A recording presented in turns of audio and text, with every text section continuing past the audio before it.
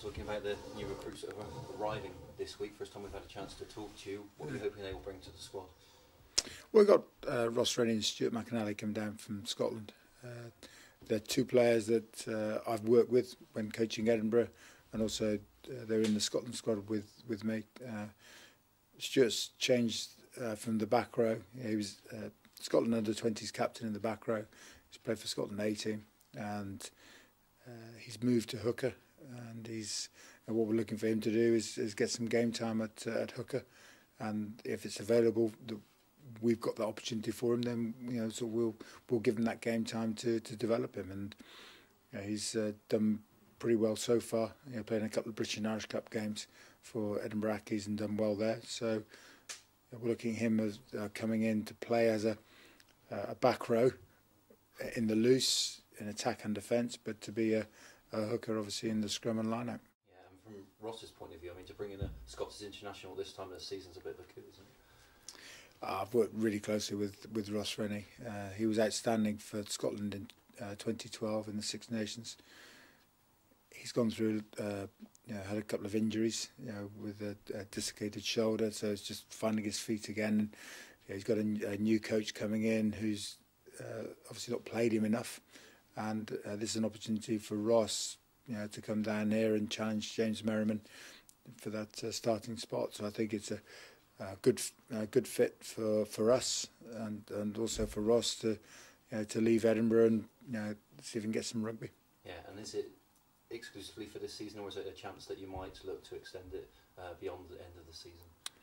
Currently, it's for the rest of the season. He's out of contract at the end of this year, so there's not put any pressure on it. From my side, it'd be good to see him in the Bristol shirt playing. I think the guys will enjoy, and the supporters will enjoy his manner. He's a lovely lad, and when you see him and speak to him, you see that he's a really good rugby player as well. Yeah, and signings being linked with you all the time, aren't they, at the moment? Which is, I suppose, good from one point of view, but is it a distraction from your point of view? Like any player that's available or even under contract will be linked with Bristol. It's one of when I was coaching Bath, I think that exactly the same happened. But just because I have an interest in players, and I like meeting with players and talking to players about their games, but it doesn't mean that we're trying to sign every single player. That we will announce when we've signed players, but we've got to respect players that they're under contract, and they're focusing on their the rugby at the moment. And from our side, we have a lot of players under contract, and the focus has got to be on developing those players. But in my spare time, I will be watching, meeting with different players, just to talk through their games. And with me being in Scotland and coaching Edinburgh, I know a lot of the Irish and Welsh players and Scottish players, having competed against them when I was Scotland coach, but also Edinburgh coach. Been around the circuit, watching my kids play rugby, and so therefore I know a number of players around England, the young players, and that's how I picked up Jack Wallace, having seen him play against my son back in as an 18-year-old, and being able to track him from there has helped me.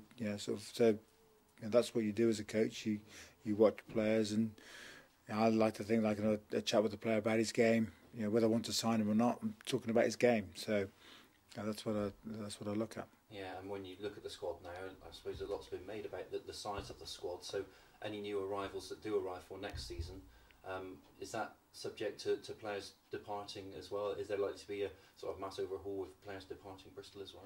Well, you have a discussion with each player what is right for the player. That's what you have, and I think for any player being in a squad, you've got to show him how he fits into the squad and the games that he's going to get. There's no point of a player being here if they're not going to play. It's not right. If I was in that situation and not given game time, why would I want to stay somewhere? And I think that's the judgment that a player has to have around the conversations he has with the coach, understanding where he is, and the player being a good player. That the only way that you're going to improve in this game is by playing. The only way you're going to, that's what you did as a youngster, and that's what you're going to do now. You enjoy playing the game, and if you're not going to get the game time, then it's right that players look for opportunities elsewhere, and that's the conversations that I'm having with players, positive and negative, around what is right for you moving forward. If it's right for players to be with the club, then then we have those conversations. If it's not right, then again I'll have those conversations with the players, because I think it just gives clarity, and I think that's the key here. Is it can become a difficult time, and people are looking at Bristol going, well, they're going to spend this, they're going to spend that. That isn't going to be the case. But if it's the right player that I think and the right fit for Bristol Rugby Club, then I'll say that I want to sign that player. Yeah, and is that the same for this season as well? You got the scope maybe to add to the squad for the rest of the campaign, or any signings now you're looking at are for the future after this season? There's a cut-off point for the end of February, so you've got to, if any player that we want to bring in has to be before the end of February, otherwise they won't qualify under the regulations, which is right.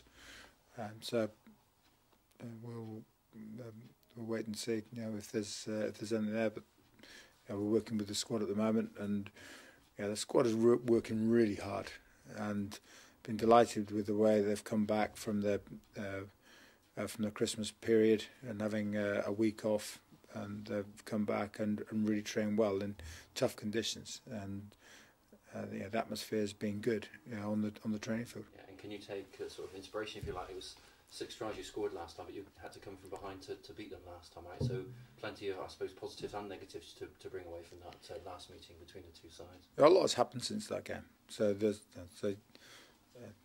you can look a little bit at it, but it's really looking at where we are now, and playing at home and enjoying the support that we get. I would say I was stunned at the Moseley game. For us to get 6,800 at the game, I just thought was superb. For a championship side, to get a crowd like that and to see the way the support got behind the team, it's a real credit to the Bristol people that they will come to the MEM and support the team in that way. And I think that the players are drawing some real inspiration from that, and they really respect, and I do as well, and everybody at the club respect the supporters for the way they go out and support the team, and they support properly. When they're disappointed with what they see, they tell me, and that is right. It's right that they feel down when the team don't perform as well as they want, but they really get behind the team, home and away, and it's one of the reasons why I wanted to join Bristol, and certainly the supporters have really shown me what a great club this is.